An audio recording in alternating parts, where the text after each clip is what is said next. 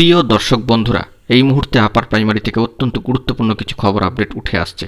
Counselling পর্ব প্রায় শেষের পথেই চলে এলো। এরই মাঝখানে উঠে আসছে অত্যন্ত জরুরি খবর, যা এই ভিডিওর মধ্যে সবটাই তুলে ধরছি। তাই অবশ্যই গুরুত্বপূর্ণ ভিডিওটিকে শেষ পর্যন্ত শুনে বোঝার চেষ্টা করবেন ও সম্পূর্ণ ভিডিওটিকে দেখে নেবেন। চ্যানেলটিকে অবশ্যই সাবস্ক্রাইব করে নিয়ে সঙ্গে থাকবেন। বন্ধুরা, আপার প্রাইমারি শিক্ষক নিয়োগের ক্ষেত্রে একেবারে প্রথম প্রাথমিক পর্যায়ে মহামান্য কলকাতা হাইকোর্টের নির্দেশকে মান্যতা দিয়ে স্কুল সার্ভিস কমিশন কাউন্সেলিং প্রক্রিয়া কিন্তু শুরু করেছে এবং সেই কাউন্সেলিং প্রক্রিয়া সুষ্ঠুভাবেই সম্পন্ন হতে হতে প্রায় শেষের পর্যায়ে এসে পৌঁছেছে। এরই মাঝখানে বেশ কিছু জরুরি খবর আপডেট বেরিয়ে আসছে। বন্ধুরা, যে বিষয়টি জানা যাচ্ছে যে আপার প্রাইমারির ক্ষেত্রে বেশ কিছু প্রার্থী দীর্ঘ কয়েক বছর পূর্বে এই নিয়োগ প্রক্রিয়ায় আবেদন করেছিলেন স্কুলে চাকরির জন্য। তারা ইন্টারভিউ দিয়েছেন, যোগ্য বঞ্চিত এবং মেধা তালিকায় তাদের নামও কিন্তু উঠেছে। কিন্তু সময়ের সঙ্গে সঙ্গে পরিস্থিতি বেশ কিছু বদল হয়েছে এবং তারা অন্যত্র কিছু কিছু ক্ষেত্রে চাকরি পেয়ে গিয়েছেন। এই অবস্থা এবং পরিপ্রেক্ষিতের মধ্যে দাঁড়িয়ে আপার প্রাইমারির ক্ষেত্রে শিক্ষক পদপ্রার্থীদের পাশে খানিকটা অন্যভাবে এসে দাঁড়াচ্ছেন কর্মরত প্রাথমিক শিক্ষকেরা।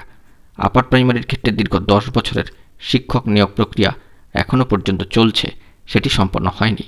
ফলে একদিকে যেমন বেকার সমস্যায় ভুগছেন চাকরি প্রার্থীরা, অন্যদিকে শিক্ষকের সমস্যায় ভুগছে স্কুলগুলো। নিয়োগের দাবিতে আপার প্রাইমারির ক্ষেত্রে চাকরি প্রার্থীরা দীর্ঘ সময় ধরে রাস্তায় নেমে আন্দোলন করেছেন। তাদের ক্ষেত্রে চাকরি পাওয়াটা অনেক বেশি জরুরি।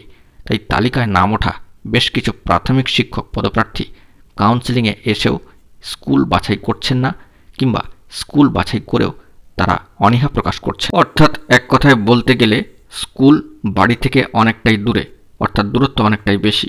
এ নিয়ে অনীহা প্রকাশ করছেন অনেকেই। প্রাথমিক স্কুলের শিক্ষকেরা আপার প্রাইমারির ক্ষেত্রে শিক্ষক পদে আবেদন করেছেন। বেশ কিছু প্রার্থী তারা কাউন্সেলিংয়ে অংশ না নিয়ে ফিরে যাচ্ছেন, কারণ স্কুল বাড়ি থেকে অনেকটাই দূরে, সেখানে তাদের পক্ষে যাওয়া সম্ভব নয়। তবে এই দূরত্বই একমাত্র কারণ নয়, এখানেও মানবিকতা কাজ করেছে। কাউন্সেলিংয়ে অংশ না নিয়ে ফিরে যাওয়ার সময় প্রাথমিক শিক্ষকেরা বলছেন যে তারা যদি কাউন্সেলিংয়ে অংশ না নেন তাহলে আরও শূন্যপদ তৈরি হবে। সেক্ষেত্রে অপেক্ষমান তালিকায় থাকা অনেকে কাউন্সেলিংয়ে সুযোগ পাবেন। এরকমই একটি গুরুত্বপূর্ণ খবর উঠে আসছে। বন্ধুরা, এখন এই পর্যন্তই। এই ধরনের গুরুত্বপূর্ণ আপডেটগুলি পাওয়ার জন্য অবশ্যই এখনই চ্যানেলটিকে সাবস্ক্রাইব করে নিয়ে সঙ্গে থাকুন। ধন্যবাদ।